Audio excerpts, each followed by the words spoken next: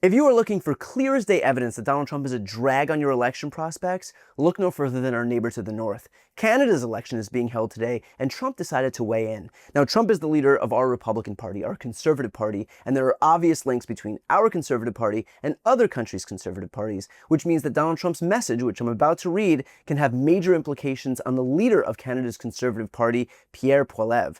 Trump took to Social, writing, "Good luck to the great people of Canada. Elect the man who has the strength and wisdom to cut your taxes in half, increase your military power for free to the highest levels in the world, have your car, steel, aluminum, lumber, energy, and all other businesses quadruple in size with zero tariffs or taxes if Canada becomes the cherished 51st state of the United States of America. No more artificially drawn line from many years ago. Look how beautiful this landmass would be. Free access with no border, all positives with no negatives. It was meant to be. America can no longer subsidize Canada with the hundreds of billions of dollars a year that we have been spending in the past. It makes no sense unless Canada is a state." And then, obviously sensing the major implications here for him, Poilievre decided to respond just over an hour later, and he didn't reciprocate the niceties.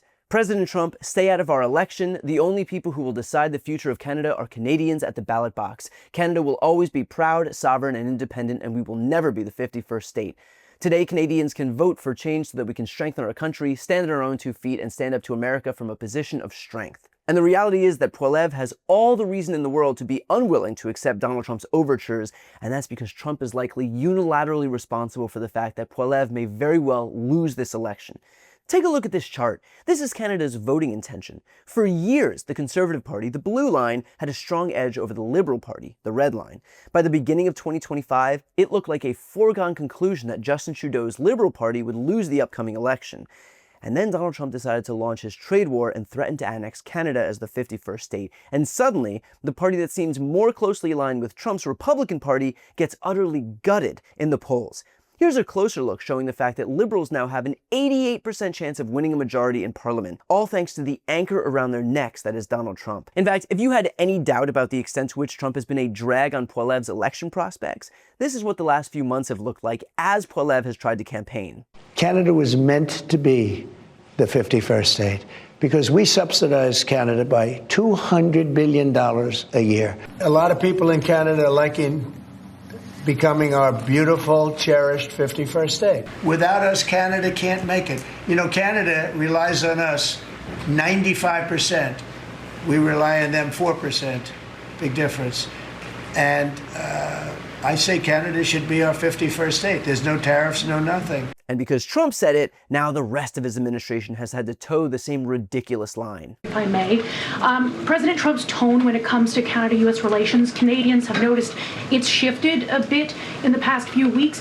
Ever since the election campaign started, he stopped talking about Canada becoming the 51st state, at least publicly. I'm wondering if that's on purpose and why. I would reject the president's position on Canada has shifted. Perhaps he just hasn't been asked about Canada by questions from this group in the Oval Office, but they see him almost every day. But the president still maintains his position on Canada. The United States has been subsidizing Canada's national defense, and he believes that Canadians would benefit greatly from becoming the 51st state of the United States of America. Have you taken any steps to carry out President Trump's plans, as he has said he would like to annex Canada? Have you taken any steps in that direction? No, I think what the president has said, and he has said this repeatedly, is he was told by the previous prime minister that Canada could not survive without unfair trade with the United States. At which point he asked, well, if you can't survive as a nation without treating us unfairly in trade, then you should become a state. That's what he said. They'll have their elections this week. They're going to have a new leader, and we'll deal with a new leadership of Canada. There are many things we work with cooperatively on Canada on, but we actually don't like the way they've treated us when it comes to trade. And the president has made that point when he responded to the previous prime minister in regards to this. So does the U.S. still want to make Canada the 51st state?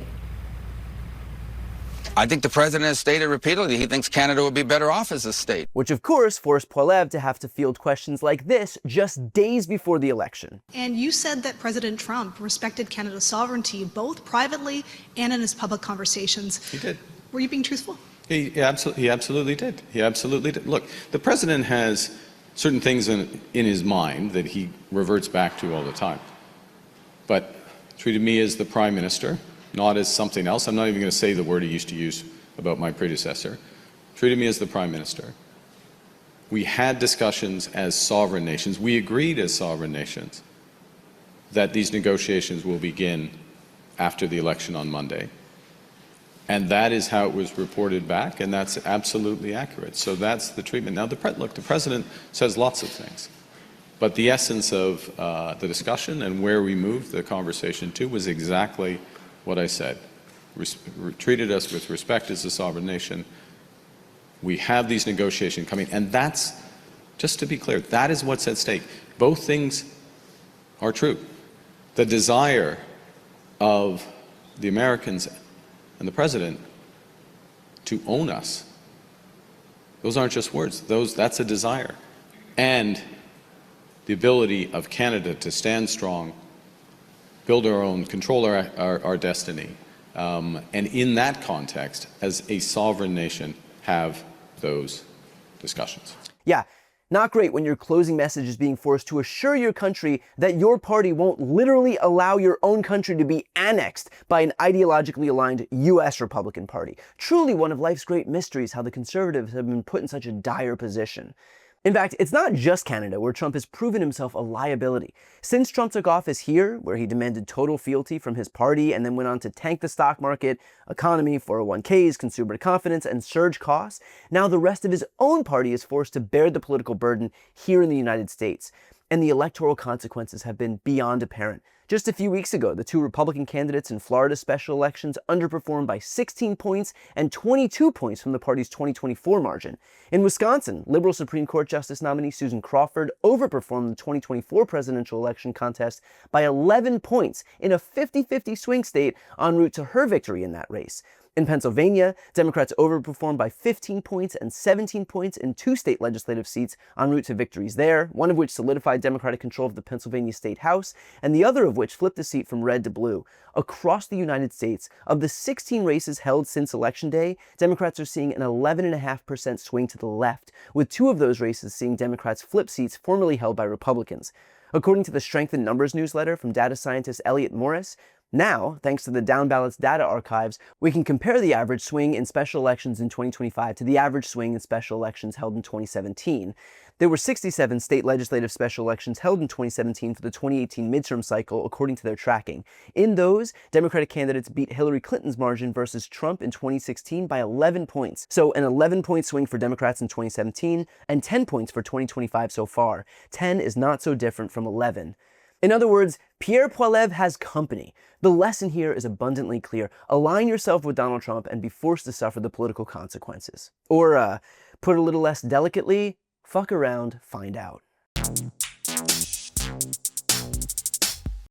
Before you go, if you enjoyed this content and you want to see more and support independent media, please subscribe to this channel. The subscribe button will be right here on the screen. But second, the reality is that we are now in a political environment where this administration can lean on any of the social media platforms to suppress certain voices if they don't like critical coverage. That means my longevity here is in the hands of a few tech billionaires who are already making it clear that they are willing to cater to this administration. To that end, signing up for my newsletter is a way for me to reach you directly if that ever becomes necessary. I'll put the link right here on the screen as well, so please sign up. It's free, but there's also an option to do a paid subscription if you'd like to support me and my team. I really appreciate it. Thanks so much for watching.